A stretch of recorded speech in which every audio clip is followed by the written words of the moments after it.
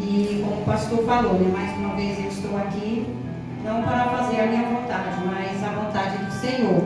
Porque quando nós recebemos o convite para vir aqui, bem eu, muitas vezes dizer, não, eu não vou, mas eu estou aqui em obediência ao Senhor. E hoje a palavra que eu trago, quero que vocês abram as suas Bíblias em Malaquias primeiro. Eu vou ler o capítulo inteiro e depois eu fiz aqui um pequeno resumo para falar sobre esta palavra. Porque nós sabemos que Malaquias, ele é mais conhecido pelo dízimo, né? Mas o livro de Malaquias vai muito além de dízimo, né? O livro de Malaquias, ele fala, né, sobre a oferta, sobre honra a Deus, né, sobre a vinda do Messias, sobre um povo que estava ali, distante do Senhor. Amém, igreja? Amém. Uma advertência. A palavra do Senhor contra Israel por meio de Malaquias. Eu sempre vos amei, diz o Senhor. Mas vocês perguntam, de que maneira nos amaste? Não era Esaú irmão de Jacó? Declara o Senhor. Todavia amei Jacó, mas rejeitei Esaú. Transformei suas montanhas em terra devastada e as terras de sua herança em morada de chacais do deserto. Então Edom afirma, fomos esmagados, mas reconstruiremos as ruínas. Assim diz o Senhor dos Exércitos. Pode construir, mas eu demolirei. Elas serão chamadas terra perversa, povo contra quem o Senhor está irado para sempre. Vocês verão isso com seus próprios olhos e exclamarão, grande é o Senhor, até mesmo além das fronteiras de Israel. O filho honra seu pai e o servo o seu senhor. Se eu sou pai, onde está a honra que lhe é devida? Se eu sou senhor, onde está o temor que me deve? Pergunta o Senhor dos Exércitos a vocês, sacerdotes. São vocês que desprezam o meu nome, mas vocês perguntam de que maneira temos desprezado o teu nome, trazendo comidas impuras ao meu altar. E mesmo assim ainda pergunta de que maneira te desonramos, ao dizer que a mesa do Senhor é desprezível, na hora de trazer animais cegos para sacrificar, vocês não veem mal algum. Na hora de trazer animais aleijados e doentes como oferta, também não veem mal algum. Tente oferecê-los de presente ao governador. Será que ele agradará de vocês? Será que os atenderá? Pergunta o Senhor dos Exércitos. E agora, sacerdotes, tente apaziguar Deus para que tenha compaixão de nós. Será que com este tipo de oferta ele os atenderá? Pergunta o Senhor dos Exércitos. Ah, se um de vocês fechasse as portas do templo, assim ao menos não acenderia o fogo do meu altar inutilmente. Não tenho prazer em vocês, diz o Senhor dos Exércitos, e não aceitareis as ofertas, pois do Oriente ao Ocidente, grande é o meu nome entre as nações. Em toda parte, incensos é queimado e ofertas puras são trazidas ao meu altar, porque grande é o meu nome entre as nações, diz o Senhor dos Exércitos. Mas vocês o profanam ao dizer que a mesa do Senhor é imunda e que a sua comida é desprezível, e ainda diz, que canseira e ri ela com desprezo, diz o Senhor dos Exércitos. Quando vocês trazem animais roubados, aleijados e doentes, e os oferece em sacrifício, deveria eu aceitá-los de suas mãos? Pergunta o Senhor. Maldito seja o enganador, que tendo no rebanho um macho sem defeito, promete oferecê-lo e depois sacrifica para mim um animal defeituoso, diz o Senhor dos Exércitos, pois eu sou um grande rei e o meu nome é temido entre as nações. É uma palavra forte, né? Nós sabemos que Malaquias foi o último profeta do Antigo Testamento e ele foi chamado para profetizar para este povo, né? E foi um tempo difícil, porque Malaquias ele tinha que profetizar para um povo que estava ali vivendo um profundo desânimo, né? Fazia ali cerca de 100 anos que os israelitas tinham voltado do exílio, depois de 70 anos, e o Senhor traz eles de volta para a terra prometida, porque essa era a promessa do Senhor para aquela nação. E quando eles voltam, os israelitas, eles pensavam, né, que havia chegado ali o tempo de cumprir as promessas feitas pelos profetas para Israel, feita ali por meio dos profetas, né, Isaías, Jeremias e Ezequiel e outros. Só que o tempo passava e as mudanças continuavam acontecendo ali aos poucos. Deus havia prometido renovar a aliança com o seu povo, mas tudo continuava como antes. Poucas mudanças para quem estava esperando ali grandes reformas, porque aquele povo voltava com essa esperança de que quando voltasse à terra prometida, tudo seria diferente. Mas eles não sabiam que era tempo de esperar. Muitas vezes o Senhor tem promessa nas nossas vidas, para a nossa geração, que muitos de nós não vamos chegar a alcançar. Vai ser para o futuro. E essa esperança de renovação da aliança do Senhor era uma promessa para tempos futuros. Nem todos iam conseguir alcançar aquela renovação, aquela promessa de restauração completa de Israel, como até hoje nós estamos aqui esperando. E o povo, eles tinham pressa por essa reforma, porque estava acontecendo, o templo já havia sido reconstruído, era um templo menor do que o de Salomão, mas eles continuavam ali, tendo os seus inimigos, vivendo tempos muito difíceis. E diante de tudo isso, o povo começou a desanimar. E o amor pelas coisas de Deus, pouco a pouco, foi diminuindo. E isso é perigoso, né? E o povo começou a buscar os seus próprios interesses. Muitos de nós hoje também, muitas vezes, fazemos isso, né? Começamos a esquecer das promessas de Deus, da aliança que nós temos com Ele. E só temos tempos de buscar os nossos próprios interesses. Hoje, quantas pessoas dizem que não tem tempo para Deus? Eu não tenho tempo de ler a Bíblia, eu não tenho tempo de orar, eu não tenho tempo de ir na casa do Senhor. Ainda essa semana eu estava falando com uma prima minha, que ela é católica, mas ela estava no nosso grupo de oração Mulheres de Fé. E o nosso grupo vai fechar no final desse mês, porque nós já terminamos de ler a Bíblia, né, que era o propósito. E aí ela me falando, que pena que o grupo vai fechar, que não sei o quê, mas eu não tenho tempo. Eu não tenho tempo de ler a Bíblia, eu não tenho tempo, eu só tenho tempo para trabalhar e Deus sabe disso.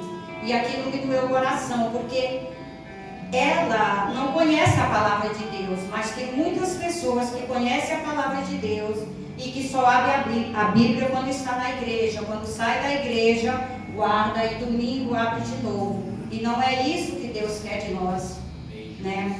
Deus quer muito mais, porque Ele nos deu muito mais do que aquilo que nós merecemos. E os sacerdotes, que eram responsáveis pelo culto a Deus, eles também começaram a fazer com o mundo ao seu redor e se tornarem indignos, deixar de fazer o seu trabalho da maneira correta.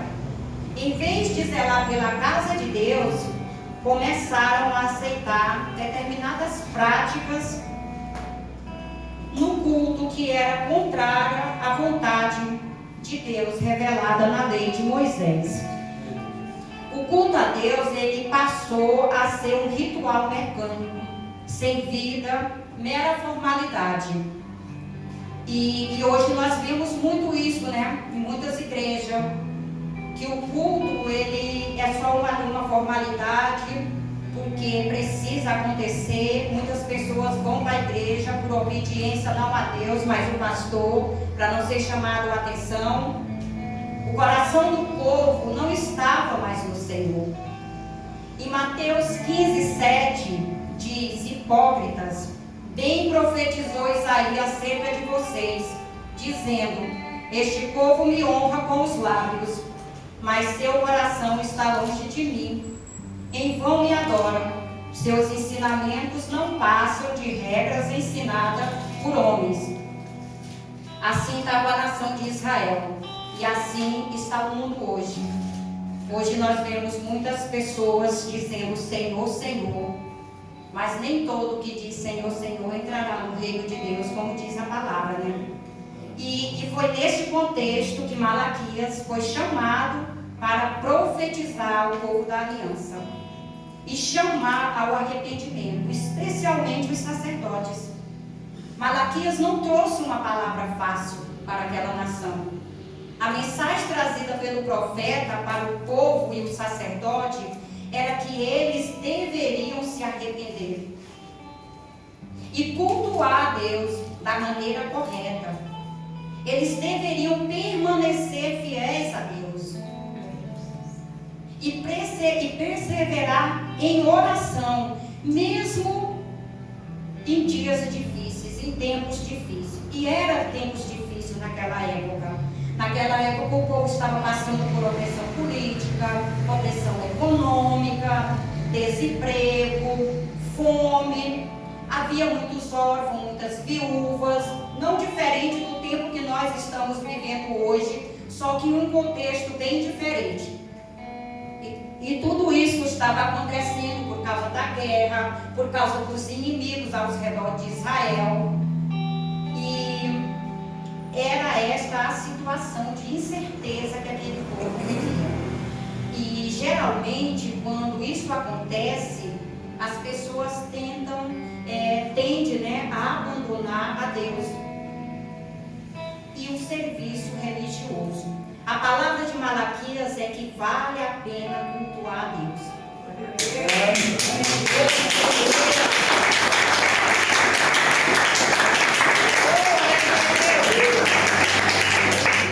Mesmo em tempos difíceis, devemos fazê-lo da maneira correta, porque um dia Deus vai mandar o Messias esperado e vai restaurar todas as coisas, né? E essa promessa já foi cumprida quando Jesus veio, mas Malaquias estava profetizando com um povo que ainda não tinha, que ainda ia receber o Messias, né?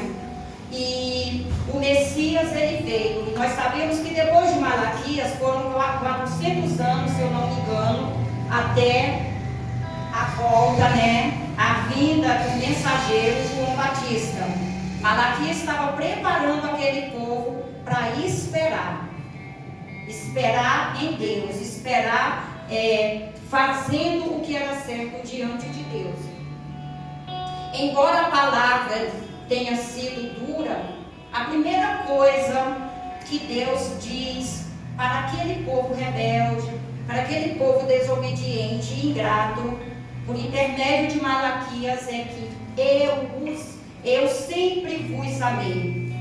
O Senhor levou Malaquias a lembrar aquele povo que ele sempre os amou. E aquele povo, eles Diante desta declaração, aquele povo ele responde a Deus com outra pergunta: de que maneira nos amaste? Porque naquela época e hoje também, muitos de nós só acreditamos que Deus nos ama se nós estivermos prosperando, se estivermos bem financeiramente, emocionalmente, se esteja tudo dando certo na nossa vida. Aí nós acreditamos que Deus nos ama. Assim, Deus nos ama, porque eu estou bem, eu tenho um emprego, eu tenho um carro, eu tenho uma casa, eu tenho uma família, eu tenho saúde. Mas Deus estava dizendo para aquele povo que Ele sempre os amou. Seja em qualquer situação, aquele povo precisaria lembrar do amor de Deus. E a missão do profeta não foi fácil. Ele estava ali no meio de um povo extremamente religioso e completamente cego, assim como muitos hoje estão, né? Quando eu falo muitos, estou falando da nação em geral, porque nós sabemos que nós estamos passando por um tempo de cegueira espiritual, por um tempo de distanciamento cada vez mais da palavra de Deus. As pessoas não querem ouvir falar de Deus. Hoje quem passa de frente aqui à igreja e vê nós aqui, eles vão pensar: nossa, estão perdendo tempo. Não, nós estamos ganhando. Aleluia. E não existe coisa pior do que tentar corrigir aquele que não reconhece o seu erro. E era isso que Malaquias estava ali para fazer. A condição laodiceana de que estou rico, adquiri riqueza e não preciso de nada, é a pior das armadilhas, porque ela é sutil, ela possui aparência de santidade e arrebata o coração num sentimento de falsa segurança. Lá em Mateus 26, 41 diz: vigiem, o espírito está pronto, mas a carne é fraca. Nós precisamos vigiar, porque muitas vezes nós estamos lendo a palavra, nós estamos buscando a Deus, achando que o nosso espírito está forte, mas nós temos uma carne fraca, uma carne que deseja o pecado, e precisamos vigiar. E o Senhor, Ele respondeu ao seu povo dizendo: não era Esaú irmão de Jacó? Declara o Senhor: todavia eu amei Jacó e rejeitei Esaú. Esta foi a resposta de Deus. E esta é a maior prova de que Deus ama o seu povo. Eu te escolhi, diz o Senhor hoje. Aleluia. Aleluia, Jesus. Oh, glórias. Deus tremendo. Cada um de nós que estamos aqui hoje é porque nós fomos escolhidos, assim como a nação de Israel. Israel não era uma das maiores nações naquela época. Existiam nações maiores, mais ricas, mais poderosas, mas Deus escolheu Israel. Deus separou aquele povo para Ele, assim como Ele escolheu e separou cada um de nós hoje. Nós fomos chamados, nós fomos escolhidos, não fomos nós que escolhemos o Senhor. E o Senhor, Ele nos chama para si pelo Evangelho. Ele nos recebe, Ele perdoa os nossos pecados, Ele nos justifica com a justiça de Cristo e nos faz seus filhos, e nos dá o Espírito Santo, e nos faz grandes promessas da vida eterna. Esta é a promessa que Deus tem para cada um de nós. E quando Deus ele fez a comparação lá entre Jacó e Esaú, ele não mostrava preferência não mostra preferência por parte de Deus, mas o resultado de diferentes escolhas. São nossas escolhas que vai dizer realmente o que nós queremos. E Esaú era alvo do amor de Deus, assim como Jacó. Mas Jacó ele escolheu o caminho do arrependimento. Mas Esaú ele escolheu o caminho de desprezar a vontade de Deus. Porque Esaú ele abriu mão do seu direito de filho filho mais velho, como está lá em Gênesis 25, 34. E tudo aquilo que nós desprezamos, nós perdemos. Quando quis Esaú herdar a bênção, ele foi rejeitado. E não teve mais como alterar ali a sua decisão, embora buscasse a bênção com lágrima, pois não achou lugar de arrependimento, como está escrito lá em Hebreus 12, 17. E quantas pessoas não estão assim hoje? Querendo as bênçãos do Senhor, chora por elas, buscam por ela, mas não reconhecem que precisam se arrepender dos seus pecados. Edom era a nação dos descendentes de Esaú, tão incrédulo e autoconfiante como ele. A destruição de Israel fez com que essa nação reavaliasse o seu relacionamento com Deus. Mas para Edom, a destruição só fez com que o seu orgulho e teimosia aumentasse. E o Senhor diz que os edonitas verão a punição que receberão por seu orgulho contra Israel. E isso seria um sinal da fidelidade de Deus para com o seu povo. E nós sabemos que o orgulho tem sido a queda de muitos povos e nações, né? O orgulho, ele nos torna soberbo, né? E aquele povo, os edonitas, estavam assim, eles se sentiam orgulhosos, se sentiam superior aos israelitas. O Senhor estava contra aquele povo de Edom para sempre, como diz a palavra, porque Deus é Senhor de todas as nações, não só de Israel. Tudo é dele e para ele são todas as coisas. E o capítulo ele fala também, ele traz também aqui uma advertência para os sacerdotes, falando de honra. O Senhor ele reprovava os sacerdotes que não honravam a Deus. O Senhor ele pergunta: se eu sou pai, onde está a honra que me é devida? Se eu sou Senhor, aonde está o temor que me deve?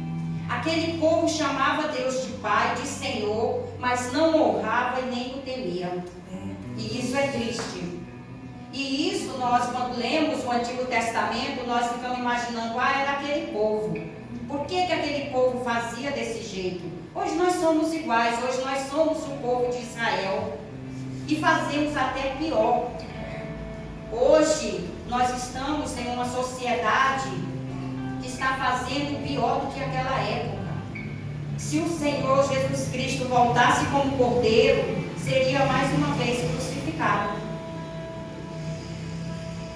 E aquele povo que chamava Deus de Senhor, mas não respeitava. E o Senhor, ele quer ser honrado pelos seus filhos. E nós precisamos honrar o Senhor, porque ele é o nosso Pai. Lá em Êxodo 20, 12 diz: honre teu pai e tua mãe, a fim de que tenha vida longa na terra que o Senhor, o teu Deus, te dá. Há uma promessa de vida longa para aqueles que honram pai e mãe. É bíblico. E precisamos honrar em primeiro lugar a Deus, pois ele é o nosso Pai. A ele toda a honra, toda a glória, toda a adoração.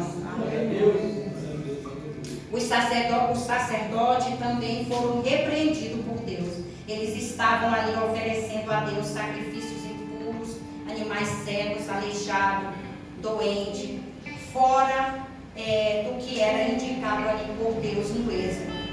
O Senhor questionou os sacerdotes e desafiou eles a oferecerem aqueles presentes para o governador. E ele pergunta: será que ele se agradará de vocês? E a resposta é não, né, gente? O povo estava longe da vontade de Deus.